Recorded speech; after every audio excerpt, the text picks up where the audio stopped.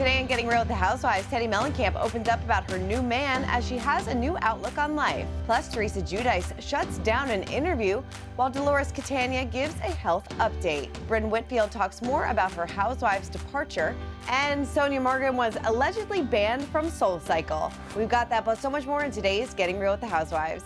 Hey everyone, and welcome to Getting Real with the Housewives. I'm Christina. A ton of news to get to this week, including my favorite story of the week. Sonia was accused of being banned from SoulCycle. So in the Cult of Body and Soul podcast, one former spin teacher claimed that the Bravo star may not have followed the rules during a spin class. The former instructor said there was a former New York City Real Housewife that was banned from SoulCycle's East 63rd Street location because she was talking so loudly throughout the entire class to the point that it was so disruptive. She was also making out with her boyfriend in the front row, doing a whole bunch of things up there.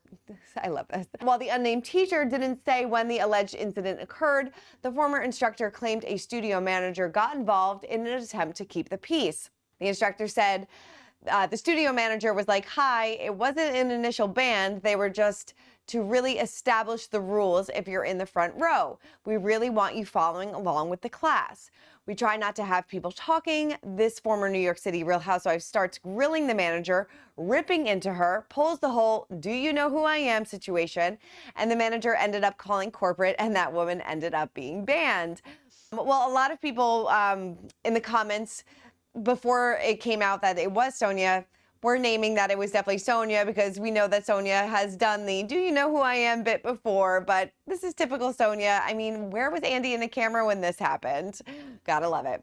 All right, well, Teddi Mellencamp is giving a rare glimpse into her special new romance. She said on the Diamonds in the Rough podcast, "I've had to make it clear to people I've dated that this is where I am. This is what I've got. If it's enough for you, great. If it's not enough, I won't be upset. I mean, yes, my feelings will probably be hurting, but this is all I got to give, and if that's enough, great."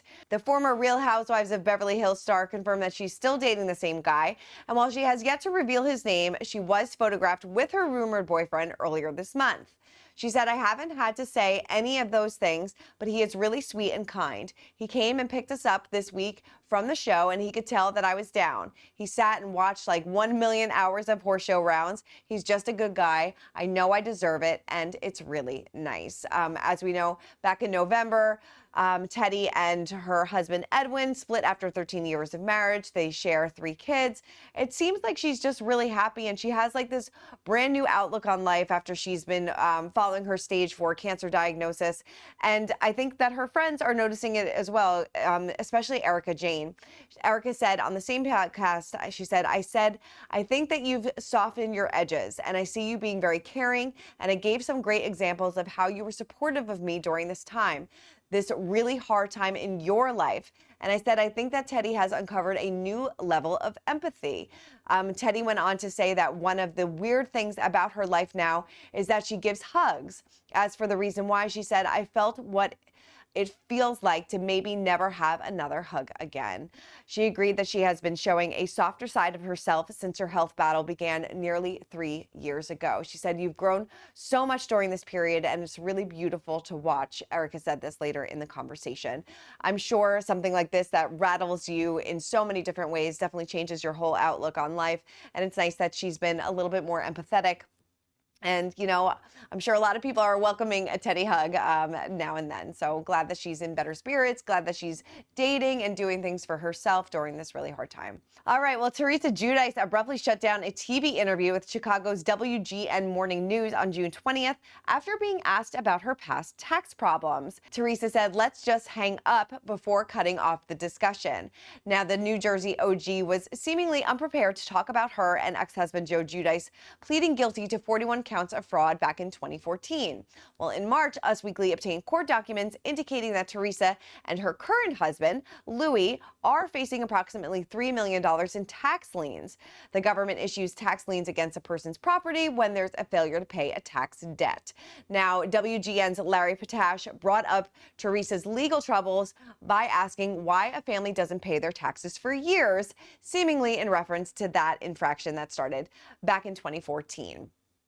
Well, Teresa wasn't prepared and she said, "What family are you talking about?" And she was a little confused by this. And when Potash clarified that he was asking about her fraud charges, Teresa instantly stopped the interview. She said, "Okay, I'm hanging up. Let's just hang up. That's it."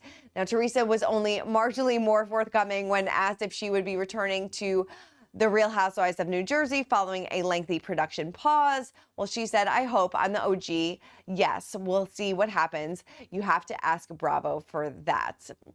Doesn't seem like Teresa was very happy to talk about her legal issues. Probably not the time or the place, since she's promoting a club appearance, I think she was doing. So I guess she just wasn't in the mood. And, you know, when you catch Teresa off guard, she's going to shut you down. All right. Well, speaking of Jersey, Dolores Catania is sharing her health journey after undergoing a heart procedure for an AFib. In a new Instagram video, she detailed the scary symptoms that led to her diagnosis, including chest pain and flutters that would wake her up at night. Dolores underwent a cardiac ablation and says she is now 6 weeks post-op, off meds soon, and feeling back to normal. Now, she's urging fans to take heart health seriously, saying, "Don't ignore the signs. Your body's trying to tell you something." Glad that Dolores is doing well, is on the mend. We're going to be speaking to her, so we'll definitely have some updates for you in the upcoming weeks, but glad that she is doing good. All right, well, Brenn Whitfield opened up more about her decision to leave RHONJ. She said on her podcast, "I decided at the reunion that I wasn't going to do it. I was like, this is just too much." Now, Brenn chose to leave the Bravo show after having conversations with her brother, Derick, and her therapist. She said, "My brother and my therapist were like, we're not allowing you to do this ever again."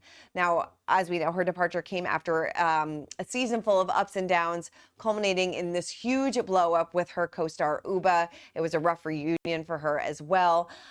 Despite her definitive no to coming back in full-time capacity, she wondered if maybe she could get something like Kathy Hilton's gig, more of a friend role, appearing every now and then for some comic relief. She said, "I just want to show up a couple of times. I don't need to hold an apple or a diamond. I just want to come in. Let me just be my dumb self, enjoy it. Then bye, guys. See you later."